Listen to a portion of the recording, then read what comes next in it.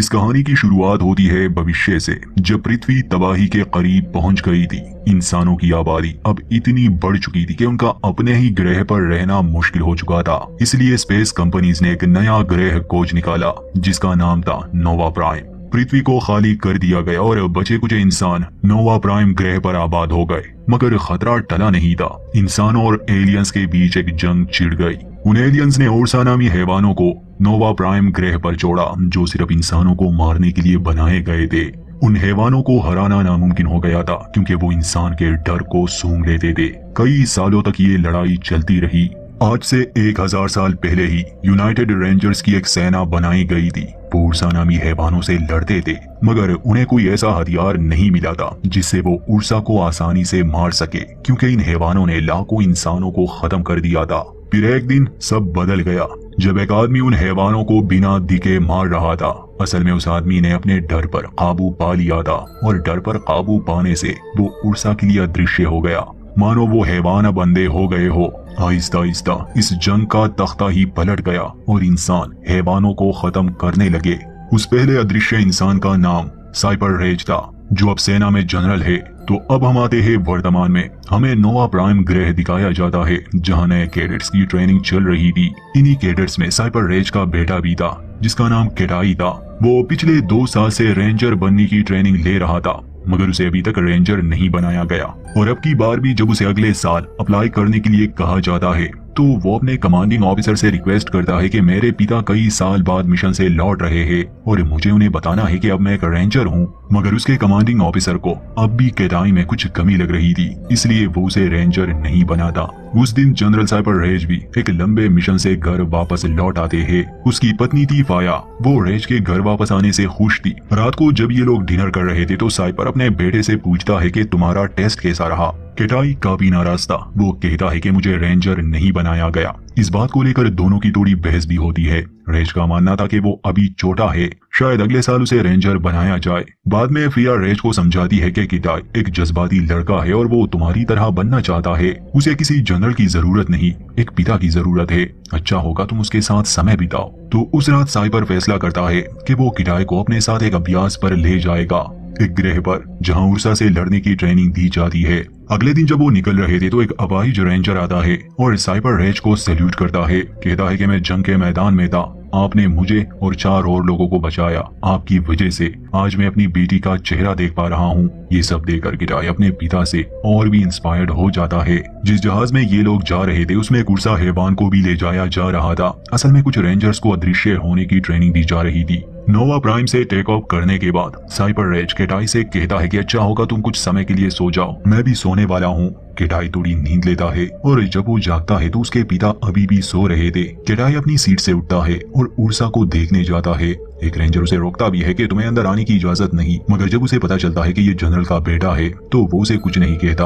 असल में केटाई उर्सा को करीब से देखना चाहता था, मगर अभी तक उसने अपने डर पर काबू पाना नहीं सीखा था। इसलिए जब वो आगे बढ़ता है उर्सा उसके डर को महसूस कर लेता है। केटाई का ये डर बचपन से था। असल में हुआ ये था कि केटाई की एक बहन भी थी। जब वो छोटा था एक उर्सा ने उनके घर पर हमला किया था। केटाई तो उस हमले में बच गया, मगर उसकी बहन को हैवान ने मार दिया और तब से लेकर आज तक वो डर केटाई के दिल में बैठ चुका है। यही सबसे बड़ी वजह है कि वो रेंजर के टेस्ट में पास नहीं होता, क्योंकि वो अपने डर को काबू ही नहीं कर पाता। दूसरी तरफ साइबर रेज भी जाग चुके थे। उन्हें कुछ महसूस होता है। वो शिप के दीवार पर हाथ लगाते हैं, फिर केटाई को लेने जाते हैं और पायलट से बात करते हैं। साइपर उन्हें वार्न करता है कि मुझे ऐसा लग रहा है उल्का पिंड का एक बड़ा तूफान आने वाला है। हम जहाज को मोड़ नहीं सकते, शायद हम उस तूफान की दिशा में चले जाए, इसलिए हम अपने जहाज को नहीं मोड़ेंगे। साइबर ये भी कहता है कि शायद मैं गलत हो सकता हूँ। तो एक पायलट उससे पूछता है कि सर आप कितनी बार गलत हुए हैं। और देखते ही देखते उल्का पिंड के खतरनाक तूफान में इनका अंतरिक्ष जहाज बुरी तरह से फंस जाता है।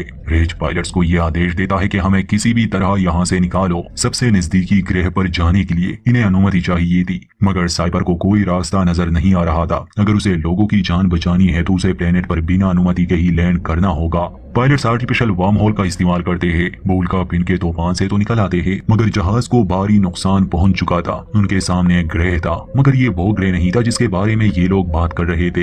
एक पायलट कहता है कि शायद कंप्यूटर हमें गलती से यहाँ ले आया। सिस्टम की तरफ से इन्हें चेतावनी दी जाती है कि इंसानों को इस ग्रह पर जाने की इजाजत नहीं है। जनरल रेज कहते हैं कि हम यहाँ लैंड नहीं करेंगे, मगर पायलट्स कहते हैं कि हमारे पास और कोई चारा नहीं है। जहाज को भारी नुकसान पहुंचा है, अगर हम यहाँ रहे तो इसके टुकड़े हो जाएंगे। तो साइपर कहता है कि इस जहाज को ठीक करो। वो अपने बेटे के पास आता है जो उस समय बहुत घबराया हुआ था। वो उसे शांत करने की कोशिश करते हैं और अचानक से जहाज का पिछला हिस्सा अलग हो जाता है। साइपर रेज भी दूर जाके गिरते हैं। बहुत से लोग अंतरिक्ष के गहराई में चले जाते हैं। किटाई को होश नहीं रहता और अगले ही पर उनका अंतरिक्ष जहाज इस ग्रह पर क्रैश लैंडिंग करता है। कुछ समय बाद जब किटाई को होश आता है तो वो तबाहशुदा जहाज में था। सिर्फ वही एक सही सलामत बचा था क्योंकि वो सीट पर बैठा हुआ था। वो अपनी जगह से हिला भी नहीं था। होश संभालने पर वो बाकी क्रू को ढूंढने लगा, मगर सभी मर चुके थे। उसे अपने पिता मिलते हैं जो उस समय बेहोश थे। किटाई इस हादसे की वजह से काफी डर गया था। वो इस इंतजार में था कि कब उसके पिता होश में आएंगे, क्योंकि उसे नहीं पता था अब आगे क्या करना है और ये कौन सा ग्रह है। जब वो होश में आते हैं तो सबसे पहले अपने बेटे से यही पूछते हैं कि क्या तुम ठीक हो। वो बाकी रेंजर्स को आवाज लगाते हैं, मगर कोई भी जिंदा नहीं था। साइपर किटाई को ऊपर कॉकपिट में भेजता है। उसे ग्रे बॉक्स ढूंढने को कहता है जिसमें एक बीकन था। उससे वो नोवा प्राइम पर मदद के लिए सिग्नल भेज सकते थे, मगर किटाई जब उस बीकन को लाता है तो साइपर को ये बुरी खबर मिलती है कि वो बीकन अब टूट चुका है। साइपर काफी जख्मी हो चुका था, उसकी दोनों टांगे टूट चुकी थी। वो अपनी जगह से हिल भी नहीं पा रहा था। वो किटाई की मेडिकल जांच करता है, वो बिल्कुल ठीक था। फिर वो उसे समझाता है कि देखो बेटा, हमसे 100 किलोमीटर की दूरी पर इस जहाज का टेल सेक्शन गिरा है। एक बीकन उसमें है और हमें वो चाहिए। अगर हम उस बीकन से सिग्नल ना भेज पाए तो हम दोनों ही इस ग्रह पर मर जाएंगे। मैं चाहता हूँ तुम वहाँ जाओ और उससे सिग्नल भेजो। असल में इन लोगों का जहाज पृथ्वी पर ही क्रैश हुआ था, मगर पिछले सैकड़ों साल से इंसान पृथ्वी से जा चुका है। अब यहाँ इंसान नहीं रहते क्योंकि यहाँ की हवा भी इंसान के जीने लायक रही नहीं। यहाँ की बाकी जिंदगी ने खुद को माहौल के साथ बदल दिया है, जैसे जानवर और पेड़ पौधे। साइपर किटाई को अपना हथियार देता है, एक बैग देता है जिसमें मेडिकल सप्लाईज और ऑक्सीजन के इनहेलर्स थे, क्योंकि अब इंसान यहाँ की हवा में ऐसे खुले में सांस नहीं ले सकते। इनमें से हर एक इनहेलर्स 20 से 24 घंटे तक काम करेगा, मतलब किटाई के पास 6 दिनों की ऑक्सीजन होगी। किटाई ने एक स्पेशल सूट पहना है, उसमें सेंसर और कैमरास लगे हैं। तो साइपर कहता है कि मैं तुम पर नजर रखूंगा, तुम्हें गाइड करूंगा, तुम्हें ऐसा लगेगा जैसे मैं तुम्हारे साथ ही हूँ। किटाई पूछता है कि उर्सा का क्या हुआ होगा, क्योंकि वो टेल सेक्शन में थी।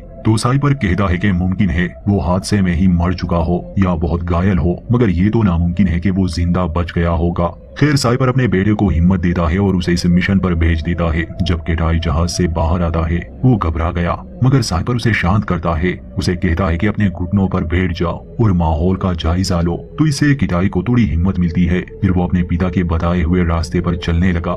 जब वो एक पहाड़ी पर चढ़ता है तो हम ऑडियंस को वो पृथ्वी दिखाई जाती है जो अब बिना इंसानों की थी। अब पृथ्वी पर सिर्फ जानवरों का ही राज था और ये सब बहुत खूबसूरत लग रहा था। शायद ये हम इंसानों के घमंड को तोड़ दे कि हमारे बिना भी ये जन्नत जैसी दुनिया रह सकती है। इसके बाद हमें साइपर रेज दिखाए जाते हैं जो जहाज के सर्वेलेंस ड्रोन्स को छोड़ते हैं ताकि वो उर्सा को ट्रेस कर सके अगर वो इस हादसे में जिंदा बच गया हो तो। साइपर की एक टांग बुरी तरह से टूट चुकी थी और ब्लड सप्लाई भी रुक गई थी। उसे दर्द महसूस हो रहा था। वो पेन किलर लेने की सोचता है, मगर पेन किलर के साइड इफेक्ट्स थे कि उसे नींद आएगी और वो सही से कुछ नहीं देख पाएगा। उसे अपने बेटे को गाइड करना था, इसलिए वो पेन किलर नहीं लेता। वो अपनी एक पुरानी याद में चला जाता है जहाँ वो जंग के मैदान में था और उसकी बेटी ने उसे कॉल की थी। खैर, इन यादों से निकलकर किटाई की आवाज उसे सुनाई देती है जो एक घने जंगल से गुजर रहा था। उसके सूट का रंग अचानक से बदल जाता है। वो अपने पिता को इस बारे में बताता है तो वो कहते हैं कि तुम्हारे सूट में सेंसर लगे हैं, ये माहौल के हिसाब से रंग बदलता है। मगर थोड़ी देर बाद ही कंप्यूटर पर साइपर को एक जिंदा चीज का सिग्नल मिलता है जो किटाई की तरफ ही बढ़ रहा था। साइपर अपने बेटे को तैयार रहने के लिए कहता है, खुद साइपर को भी नहीं पता था। किटाई को लगा शायद वो उर्सा है, मगर पास आने पर वो एक बंदर था, साइज में बड़ा और खतरनाक। वो किटाई को देखता है तो आवाजें निकालने लगा। साइपर अपने बेटे को समझाता है कि अपनी जगह से हिलना मत और उसे कुछ मत करना, मगर डर के मारे किटाई उसे एक पत्थर से मारता है और ऐसा करते ही वो बंदर तेज आवाजें निकालने लगा जिससे बाकी बंदर भी वहां पहुंच जाते हैं। वो किटाई को मारने वाले थे क्योंकि अब ये वो दुनिया नहीं रही। इंसान का यहाँ जिंदा बच पाना नामुमकिन हो गया था। यहाँ की हर चीज अब इंसान के खिलाफ हो गई थी।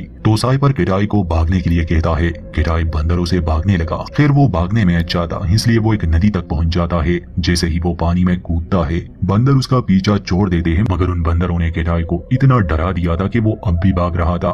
साइपर उसे बार बार कह रहा था कि तुम बेकार में खुद को तका रहे हो, अब वो तुम्हारा पीछा नहीं कर रहे, मगर किटाई फिर भी भाग रहा था, डरा हुआ था। साइपर उस पर गुस्सा करता है कि तुम्हारा हर गलत फैसला हम दोनों को मार देगा। फिर किसी तरह किटाई शांत हो जाता है। कंप्यूटर पर साइबर को पता चलता है कि किटाई के खून में बदलाव आ रहा है, इसलिए वो उसे अपने शरीर का मुआयना करने के लिए कहता है। किटाई को अब चक्कर आ रहे थे। जैसे ही वो अपने हाथ की तरफ देखता है, उस पर एक कीड़ा चिपका हुआ था, एक जहरीला कीड़ा। किटाई उसे अपने हाथ से हटा देता है, मगर किटाई को उसने काट लिया था। साइपर उसे बैग से इंजेक्शन लेने के लिए कहता है। उसे 2 इंजेक्शन लेने होंगे। अब किटाई के शरीर पर जहर का असर हो रहा था। उसे कुछ दिखाई नहीं दे रहा था, मगर अपने पिता की बात मानते हुए वो पहले इंजेक्शन को किसी तरह ले लेता है। दूसरे इंजेक्शन को वो आसानी से नहीं ले पा रहा था, क्योंकि उसके हाथ अब सुन्न पड़ गए थे। तो साइपर उसे कहता है कि इंजेक्शन को ऐसे ही पकड़े रहो और जमीन पर गिर जाओ। किटाई ऐसा ही करता है। इंजेक्शन लेने में वो कामयाब हो गया, वो मरते मरते बचा। साइपर उसे कहता है कि अब तुम वहीं पर आराम करो। कुछ घंटे आराम करने के बाद रात होने वाली थी।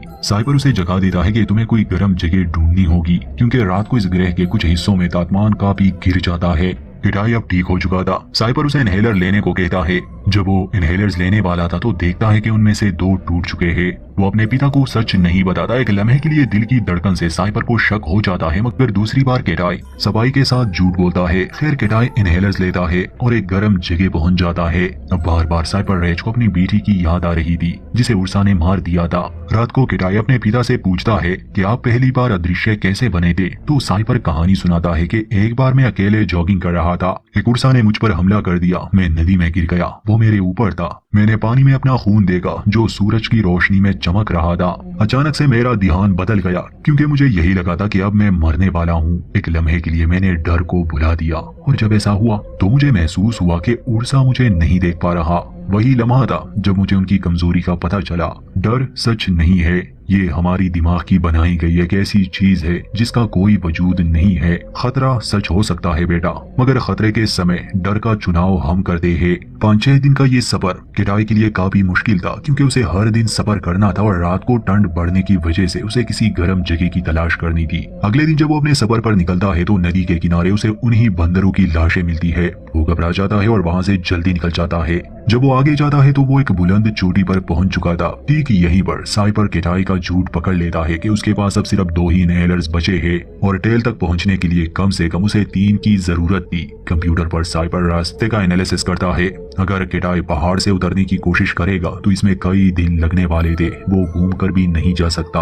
एकमात्र रास्ता वो पहाड़ी से कूद जाए, वो अपनी मंजिल पर कम समय में पहुंच सकता है। एक लम्हे के लिए साइबर सोचता है, फिर कहता है कि मिशन छोड़ दो, ये यहीं पर खत्म हो गया। अब किटाई ये सुनता है तो कहता है कि नहीं, मैं वहां पहुंच सकता हूँ, मुझे पता है। मगर साइबर को पता था कि ऐसे वो मर जाएगा। उसे इस मिशन को खत्म करना ही सही लगा। यहाँ किटाई जज्बाती हो जाता है। उसे वो दिन याद आता है जब उसकी बहन को उर्सा ने मार दिया था और वो डर के मारे एक जगह सहमा हुआ बैठा था। वो अपने पिता से कहता है कि आप इसलिए कह रहे हैं क्योंकि आपको मुझ पर विश्वास नहीं है, पर उस समय मैं क्या करता, मैं बुज़दिल नहीं हूँ और आप उस दिन कहाँ थे।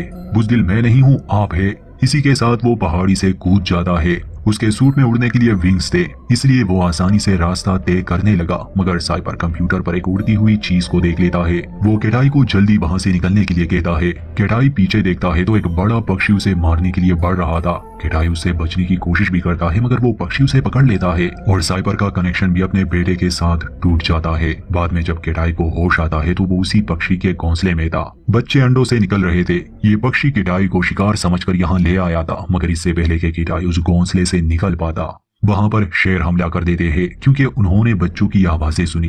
वो तादाद में ज्यादा थे, इसलिए किटाई उन बच्चों को नहीं बचा पाता, ना ही उसकी माँ। खैर उन शेरों को मारने के बाद जब वो नीचे आता है तो अब उसे अपने पिता की आवाज सुनाई नहीं दे रही थी, क्योंकि अब उसका संपर्क टूट गया था। रात किटाई एक गुफा में बिताता है और अपने पिता की बातें याद करने लगा। वो दीवार पर एक नक्शा बनाता है जिससे वो टेल सेक्शन को ढूंढ सके। इससे पहले साइपर उसे लीड कर रहा था और अब उसे अकेले ही उस जगह को ढूंढना था। रात गुजर जाती है तो वो उस गुफा से बाहर आता है। वो अपना आखिरी इनहेलर लेता है, एक नाव बनाता है और नदी के साथ ही वो अपना सफर तय करने लगा। फिर वो सो जाता है और सपने में उसे अपनी बहन नजर आती है जो उसे उठने के लिए कह रही थी, क्योंकि किटाई ज्यादा सो चुका था। जब उठता है तो शाम होने वाली थी। तापमान गिर रहा था। किडाई ने कोई गर्म जगह नहीं ढूंढी थी, इसलिए वो ठंड की वजह से वहीं पर बेहोश होने लगा। आखिरी बात उसे ये याद थी कि कोई उसे खींच लेता है और उस पर टहनियां रखता है। सुबह जब किडाई को होश आता है तो उस पक्षी ने उसकी जान बचाई थी। इसके बाद किडाई जंगल में भागता है अपने पिता के बताए हुए रास्ते पर और आखिर में उसे जहाज का मलबा मिलने लगा। वो और आगे जाता है तो उसे टेल सेक्शन भी मिल गया।